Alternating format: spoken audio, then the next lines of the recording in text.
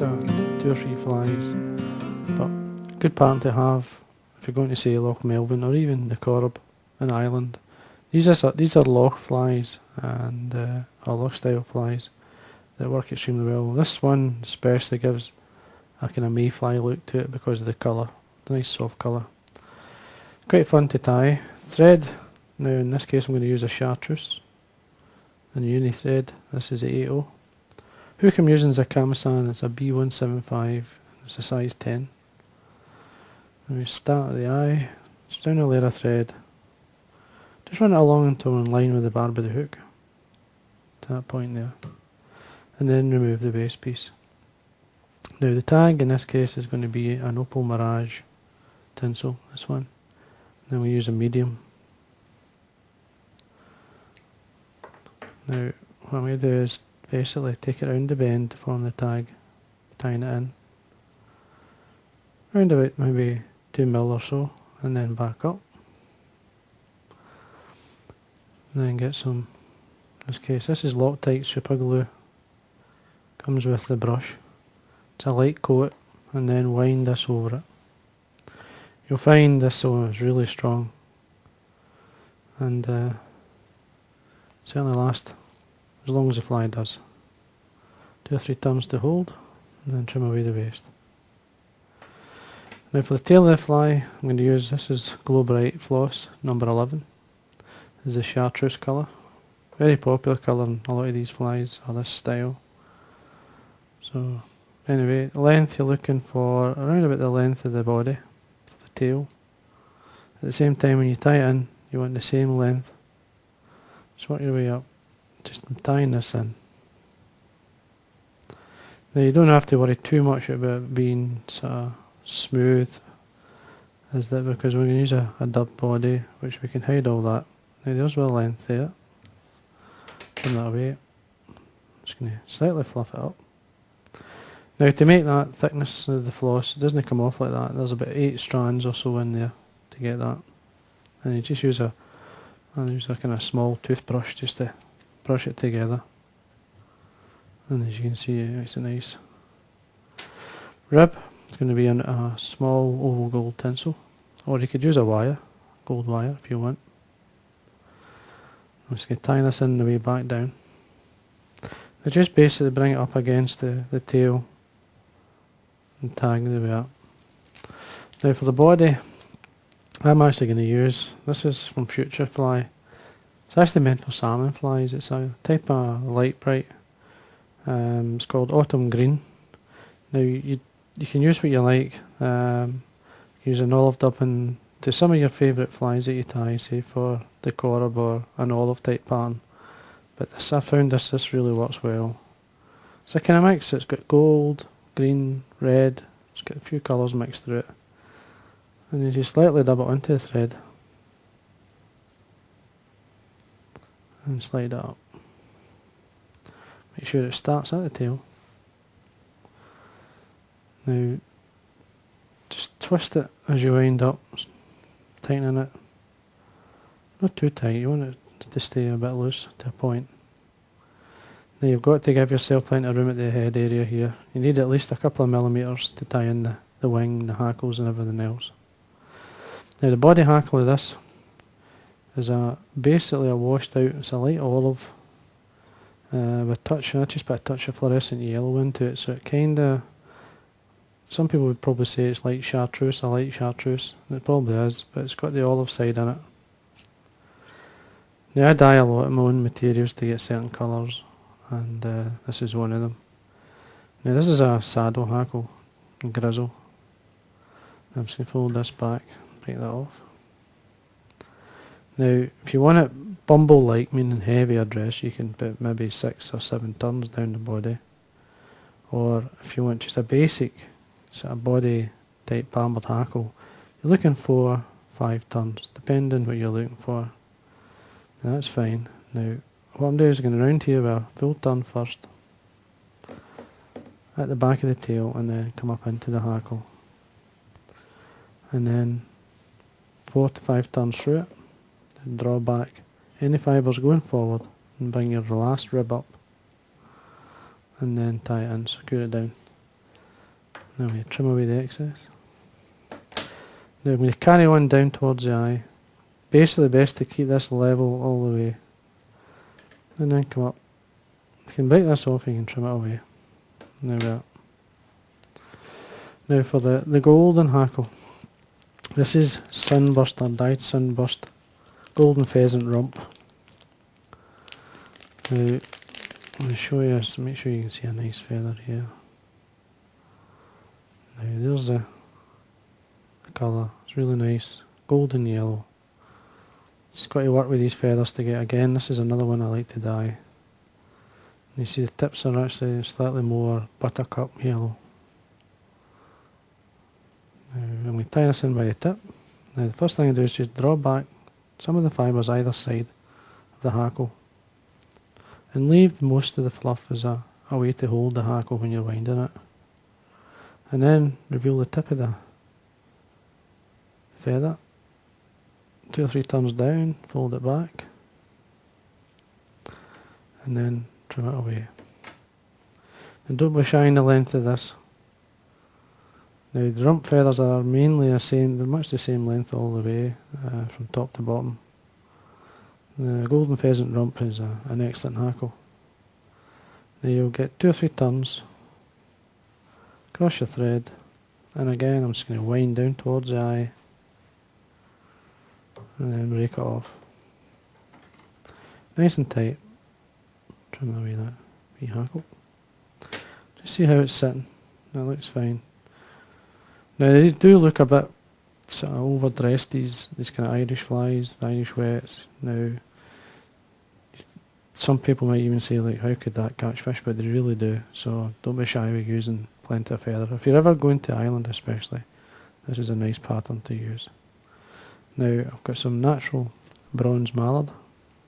It's a large feather, so I'm just going to bring out enough to form like like basically if I fold it I'm going to get an impression of a wing both sides. You don't put too much on.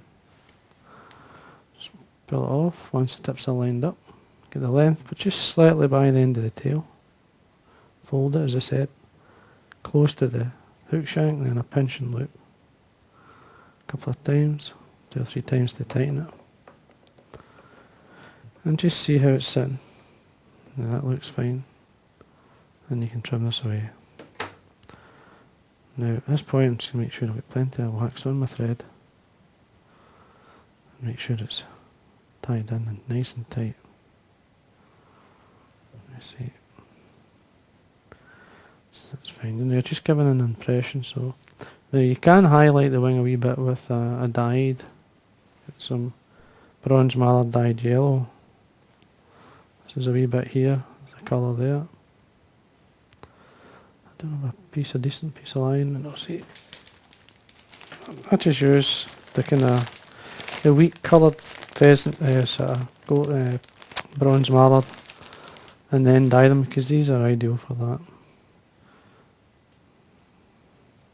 These are actually a light sunburst, kind of off the same colour. Just a golden yellow as we would call it, which is a very good colour to have in a fly. There's a few strands there now. You can just sit them on the top. Don't have to be too fussy. Just slightly highlight it. Now you could dye the bronze mallard this colour as well, which I do sometimes. I like a mix.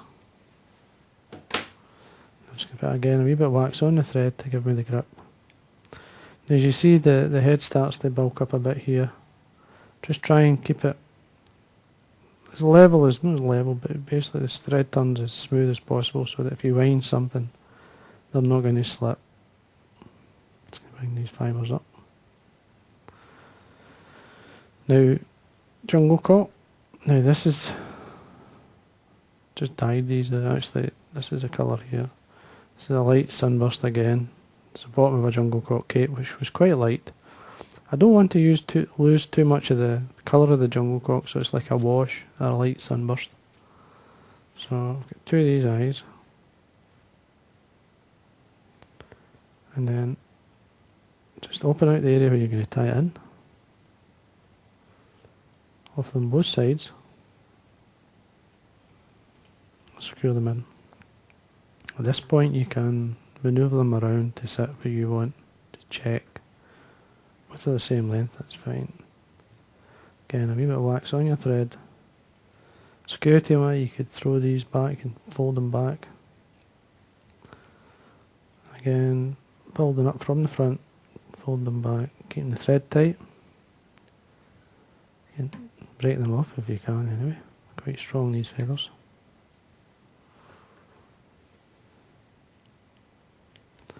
See that nice yellow, that nice warm yellow that you're looking for.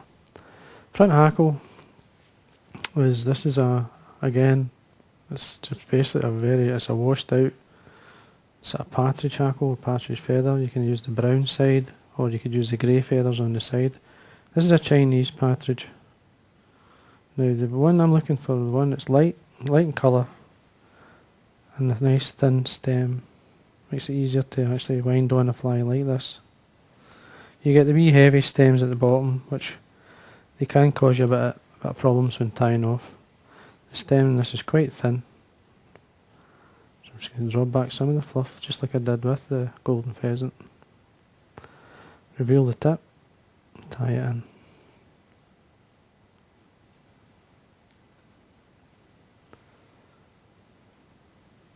Now these colours blend extremely well. Fish love them. You're fishing a windy day in Loch Melvin, fishing in the slick, fishing just, I mean in the deep dark water these colours certainly show up. And you're looking at a turn in front of the other.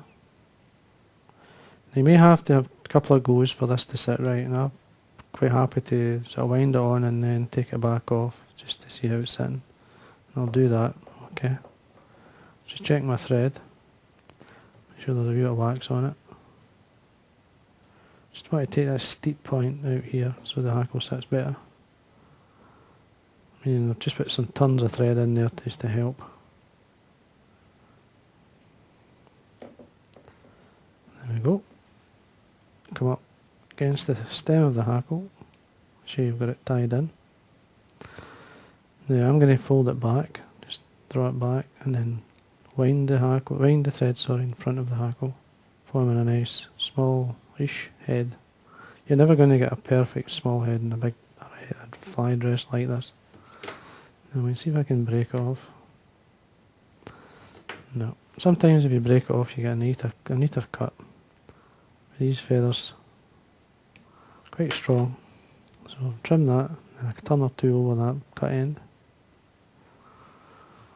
A wee quick look, see how it's sitting. That's fine. Now I'm going to change the colour of the thread. I'm just going to use an olive Pantone pen. This is a good colour. This is 119. If I remember right, it's 119. Yep. 119. All we do is this with the chartreuse thread and this olive colour.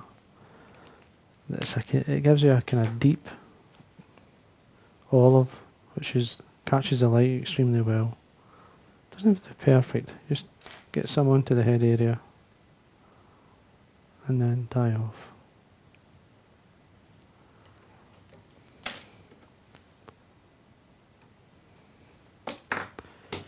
That looks okay. You can see the golden colour, the yellow showing through. Get the eye coming through. You can cut a wee space for the couple of fibres that's covering the eye, but this side looks really well. Once this had a cast or two, it starts to get a nice shape. And then I'm going to varnish. A couple of coats will finish it. Now if you, there's many an Irishman fishing the lochs would quite happy fish this fly.